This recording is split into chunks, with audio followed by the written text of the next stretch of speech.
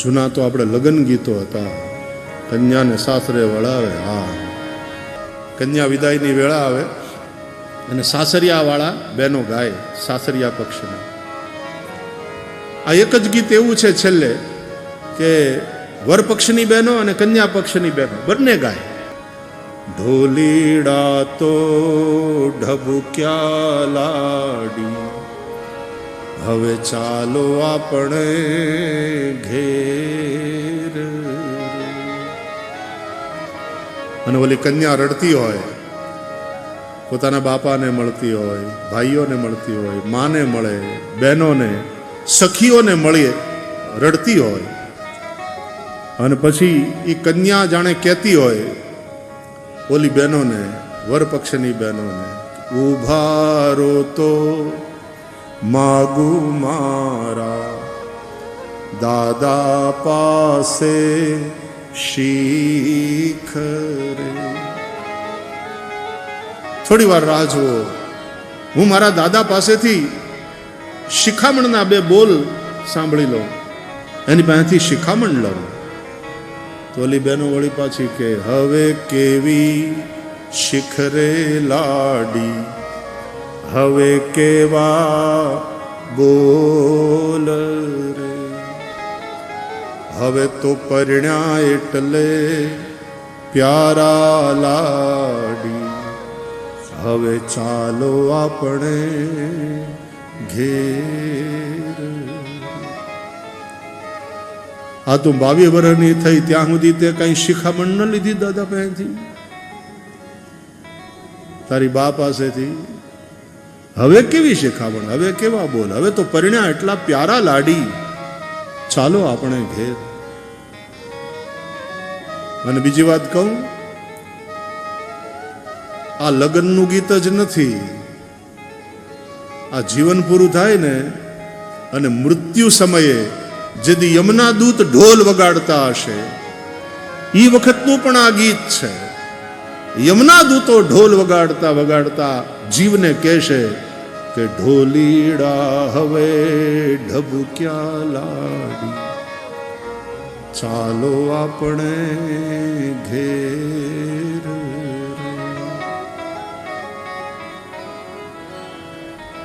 આ સંસારી તારું ઘર નથી, આ તો ધર્મશાળા છે. संसार तो सराय है, तुम यहां मुसाफिर हो, तुम यहां के मालिक नहीं हो. ચાલો આપણે ઘેર. અને ત્યારે મરણ પથારીએ પડ્યા પડ્યા જીવ એમ બોલે, ઉભારો તો માગું મારા ગુરુજીની પાસે શીખ. થોડી વાર ઉભારો તો મારા ગુરુજીની પાસે બેસી સત્સંગ કરી લઉં, એની પાસેથી થોડો ઉપદેશ સાંભળી લઉં. તેથી જમદૂતો કહેશે કે 85 પૂરા થયા, અત્યાર સુધી તને ટાઈમ ન મળ્યો.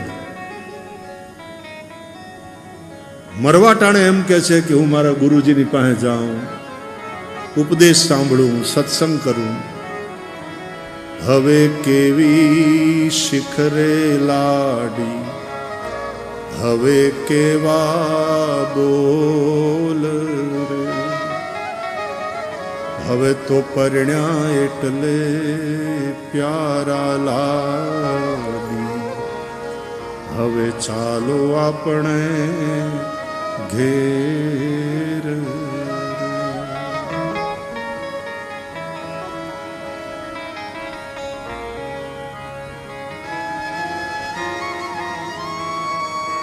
અંતે ભગવાનને ભજશું, અત્યારે મોજ કરી લો.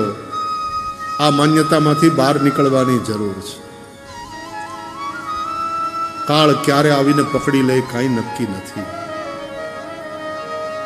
તો એ બહુ સરસ કહ્યું કે એક ભાઈ હાથમાં સિગરેટ પીતો પીતો ધુમાડા કાઢતો કાઢતો હાલતો હાલતો જાતો હતો ને, તે કેળાની છાલ ઉપર પગ પડ્યો, લપસ્યો, તે હાથની સિગારેટ ઝકતી રહી અને પોતે બુઝાઈ ગયો.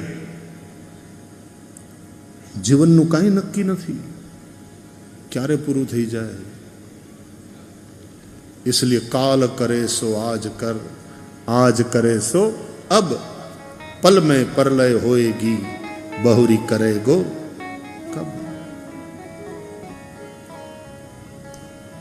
तो पहलो अवतार सनत कुमार ब्रह्मचर्यનું પાલન, બીજો અવતાર વરાહ ભગવાન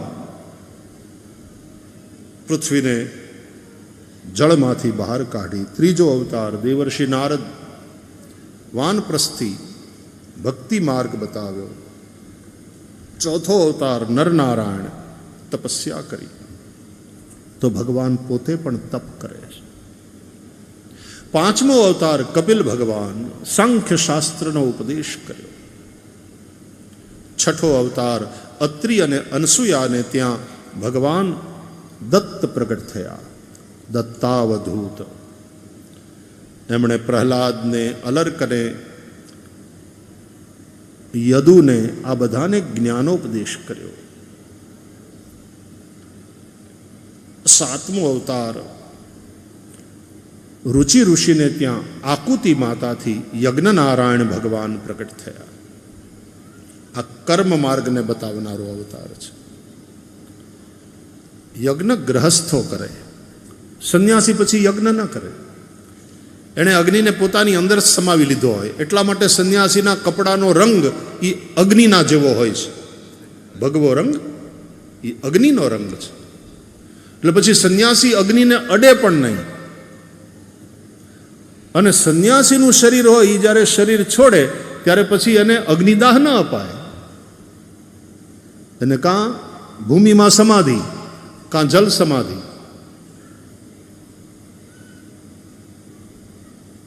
જ્ઞાન એ પણ અગ્નિ છે. સંન્યસ્તમ મયા, આવું કઈ બધું જ છોડી અને સંન્યાસ ગ્રહણ કરનાર મહાપુરુષ અગ્નિને પોતાની અંદર સમાવી લે. બ્રહ્મચારી પણ યજ્ઞ કરે, ગૃહસ્થ પણ યજ્ઞ કરે, વાનપ્રસ્થી પણ યજ્ઞ કરે, સંન્યાસી યજ્ઞ ન કરે, તપ કરે.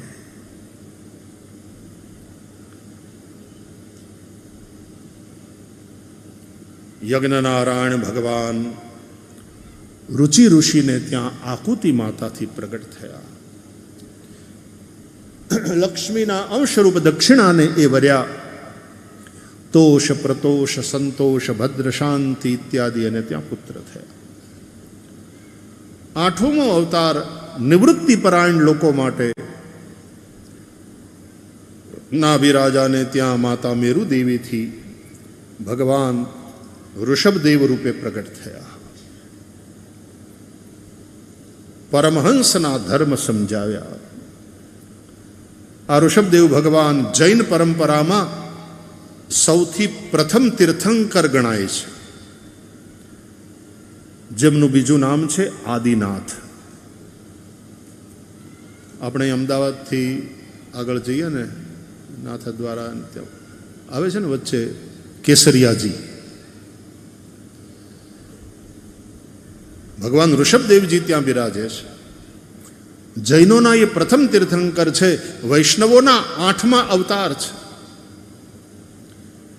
કેસર પૂજા થાય છે.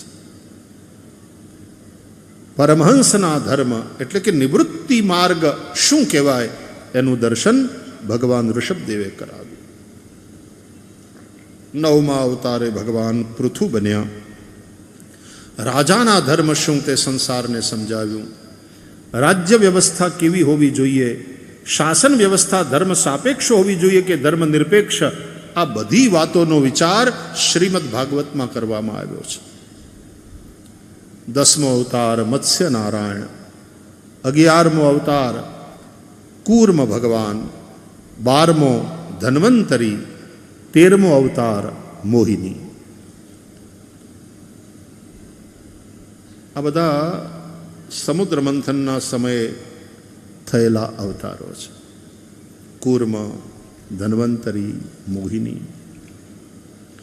ભગવાને મોહિની રૂપ લઈ દૈત્યોને છેતરી દેવોને અમૃત પાયું. ચતુર્દશમ નારસિંહમ, ભગવાનનો 14મો અવતાર થયો છે નરસિંહના રૂપમાં. ભક્ત પ્રહલાદની રક્ષા કરવા માટે ભગવાન સ્તંભ ફાડી નરસિંહ ભગવાન પ્રકટ થયા. હિરણ્યકશિપુને રાક્ષસને માર્યો, પોતાના ભક્ત પ્રહલાદની રક્ષા કરી. પંચદશમ વામનકમ, 15મા અવતારે ભગવાન વામન થયા. બલિરાજાના યજ્ઞમાં ભગવાન પધાર્યા. બલિરાજાની પાસે 3 ડગલા પૃથ્વી માગી. ભગવાને વામનમાંથી વિરાટ રૂપ લીધું. 2 ડગલામાં પૃથ્વીનું અને સ્વર્ગનું બધું જ રાજ્ય લઈ લીધું. 3જા ડગલા માટે જ્યારે બલિને પરેશાન કરવા લાગ્યા, બતાવો બલિ 3જું ડગલું ક્યાં મૂકું? તે 3 ડગલા પૃથ્વીનો સંકલ્પ કર્યો છે. બલિરાજાએ ત્યારે 3જા ડગલામાં પોતાની જાત ભગવાનને સમર્પિત કરી. પદમ તૃતીયમ કુરુશીર્ષિ મે નિજમ. 2 ડગલામાં બલિએ પોતાનું સર્વ સમર્પણ કર્યું, 3જા ડગલામાં સ્વસમર્પણ કર્યું. આ રીતે બલિરાજાએ સર્વસ્વ સમર્પિત કર્યું.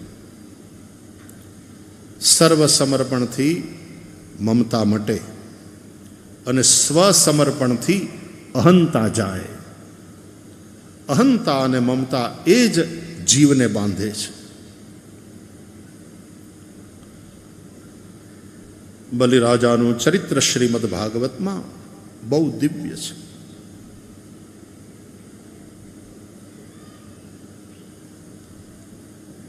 16મા અવતારે ભગવાન પરશુરામ બન્યા. અધર્મી શાસકોને દંડ આપ્યો. આ ભગવાનનો આવેશ અવતાર છે. 17મો અવતાર જ્ઞાનાવતાર થયો. ભગવાન વેદ વ્યાસ પ્રગટ થયા. વેદોને વ્યવસ્થિત કર્યા, વેદ પરંપરાને ચલાવી, વેદાધિકારથી વંચિતો માટે પુરાણોની રચના કરી, ઇતિહાસની રચના કરી. 18મા અવતારે ભગવાન મર્યાદા પુરુષોત્તમ શ્રી રામ બનીને પ્રગટ થયા. ધર્મનું આચરણ કરીને ભગવાન રામે બતાડ્યું. ધર્મ માત્ર ચર્ચા માટે નથી, ધર્મચર્યા માટે છે. આચાર પ્રભવો ધર્મ ધર્મસ્ય પ્રભુરચ્યુત. 1920મા અવતારે બલભદ્ર અને શ્રી કૃષ્ણ રૂપે પ્રગટ થયા. રામની મર્યાદા સાથે જીવનમાં રહેશો તો શ્રી કૃષ્ણ કહે છે તો તમારા જીવનમાં આનંદ હશે ને ઉત્સવ હશે.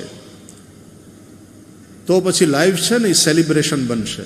વી are not here to suffer, we are here to celebrate.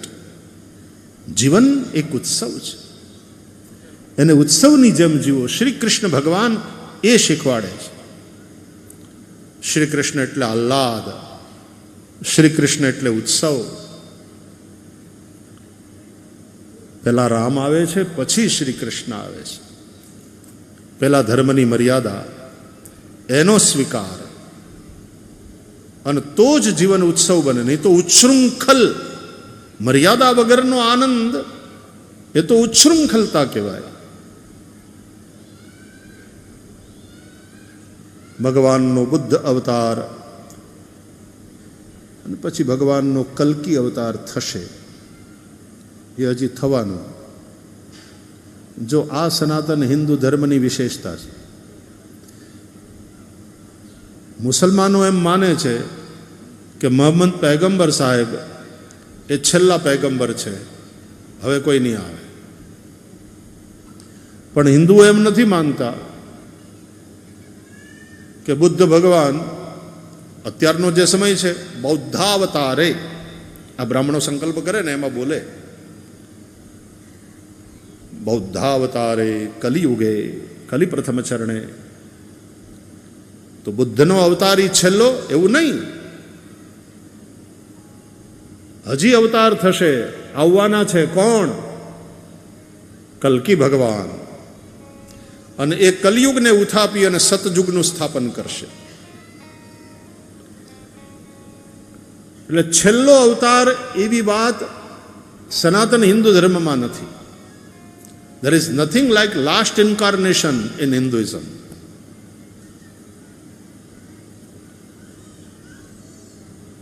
કારણ કે ભગવદ્ ગીતામાં સ્વયં ભગવાન કહે છે કે જ્યારે જ્યારે ધર્મની હાનિ થાય, આપણે ચર્ચા કરી આ યદા યદા હિ ધર્મસ્ય ગ્લાનિર્ભવતિ ભારત અભ્યુત્થાનમ અધર્મસ્ય તદાત્માનમ સૃજામ્યહમ પરિત્રાણાય સાધૂનામ વિનાશાય ચ દુષ્કૃતામ ધર્મ સંસ્થાપનાર્થાય સંભવામી યુગે યુગે.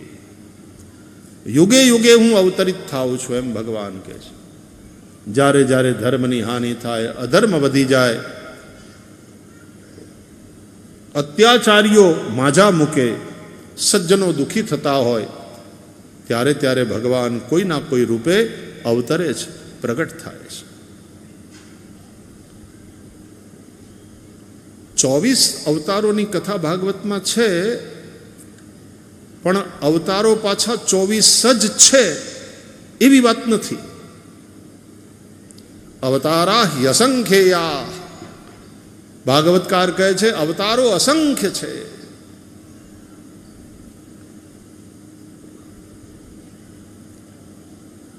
આ બધી કથા જેની અંદર છે તે શ્રીમદ ભાગવતની કથા. ભગવાન વેદ વ્યાસે આની રચના કરી, પછી શુકદેવજીને ભણાવ્યું ભાગવત.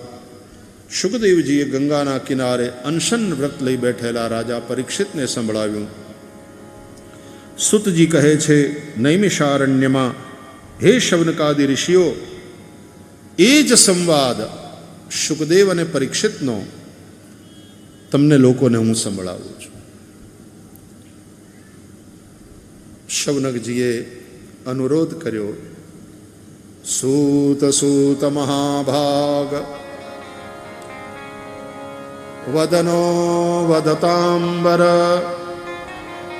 કથાં ભાગવતીં પુણ્યાં યદાહ ભગવાન શુકઃ કસ્મિન યુગે પ્રવૃત્તેયં સ્થાને વાક્યેન હેતુના કુતઃ સંચોદિતઃ કૃષ્ણઃ કૃતવાન સંહિતાં મુનિઃ.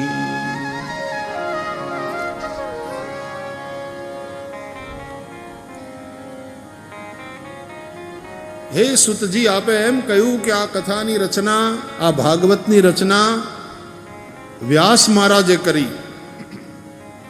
તો અમારો પ્રશ્ન છે કે ભાગવતની રચના વ્યાસજીએ કઈ જગ્યાએ કરી, કયા સમયે, કોની પ્રેરણાથી અને કયા પ્રયોજનથી? ઉદ્દેશ્ય, પ્રયોજન શું હતું? ભાગવત વિશે 4 પ્રશ્ન. ક્યાં રચના થઈ, ક્યારે રચના થઈ, કોની પ્રેરણાથી થઈ, કયા ઉદ્દેશ્યથી થઈ?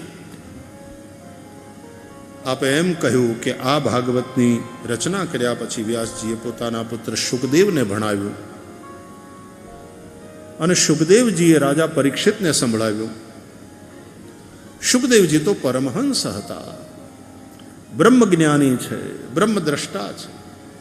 હવે એવા બ્રહ્મદ્રષ્ટા, બ્રહ્મજ્ઞાની પુરુષે કંઈ શીખવાનું બાકી ન રહે, કંઈ કરવાનું બાકી ન રહે, છતાં પણ એ પોતાના પિતા પાસેથી ભાગવત શા માટે શીખ્યા, શા માટે ભણ્યા? રાજા પરીક્ષિતને એવી તે કેવી પરિસ્થિતિ જીવનમાં આવી કે ચક્રવર્તીની સત્તા છોડી અનશન વ્રત લઈ ગંગાના કિનારે કથા સાંભળવા બેસવું પડ્યું? આ બધા પ્રશ્ન જ્યારે શૌનકાદિ ઋષિઓએ પૂછ્યા ત્યારે સુત મહારાજે ભગવાન નારાયણનું સ્મરણ કર્યું. શ્રીમન્નારાયણ નારાયણ નારાયણ શ્રીમન્નારાયણ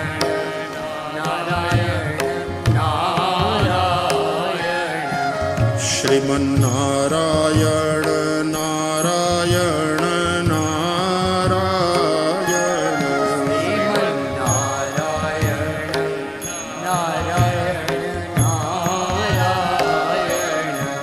સત્યનારાયણ નારાયણ નારાયણ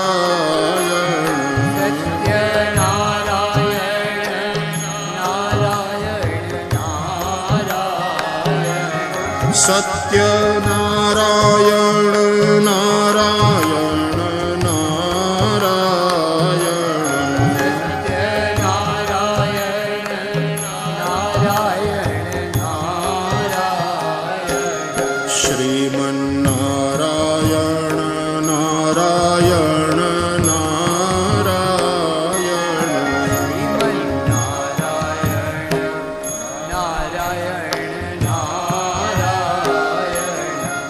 બદ્રી નારાયણ નારાયણ નારાયણ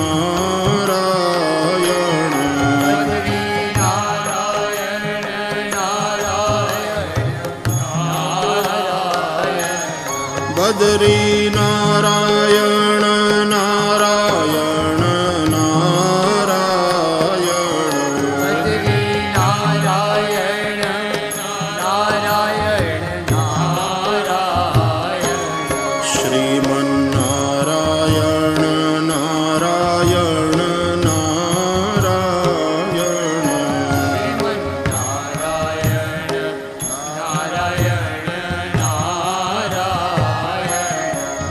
નર નારાયણ નારાયણ નારાયણ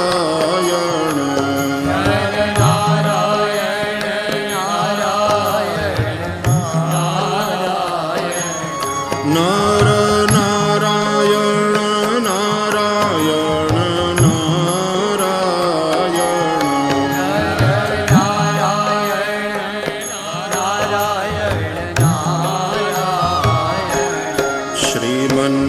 શ્રીમન્નારાયણ નારાયણ નારાયણ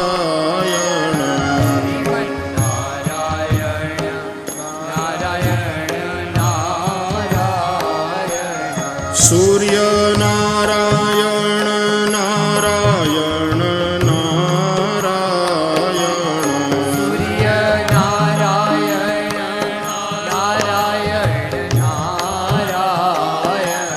સૂર્ય નારાયણ નારાયણ નારાયણ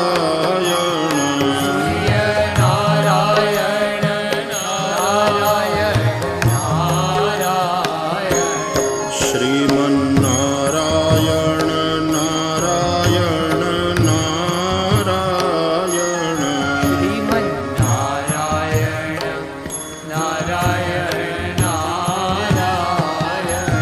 ભજમન નારાયણ નારાયણ નારાયણ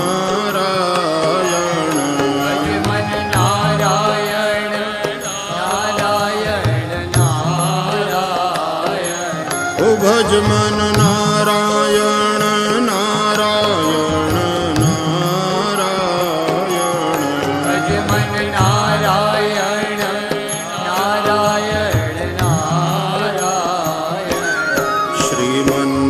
શ્રીમન્નારાયણ નારાયણ નારાયણ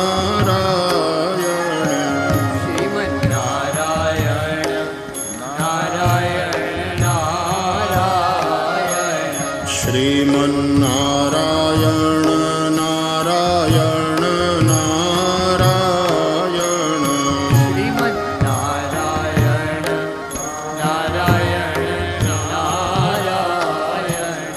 બદ્રી નારાયણ નારાયણ નારાયણ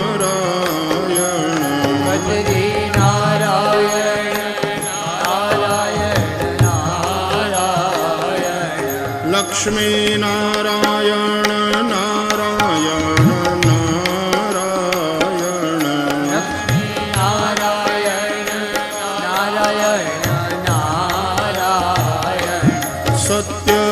સત્યનારાયણ નારાયણ નારાયણ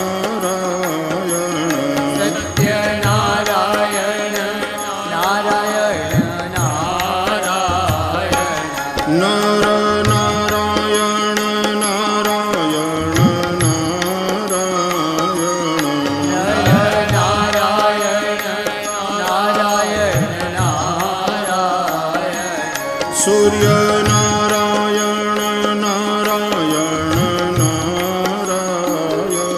સૂર્ય નારાયણ નારાયણ નારાયણ ભજ મન નારાયણ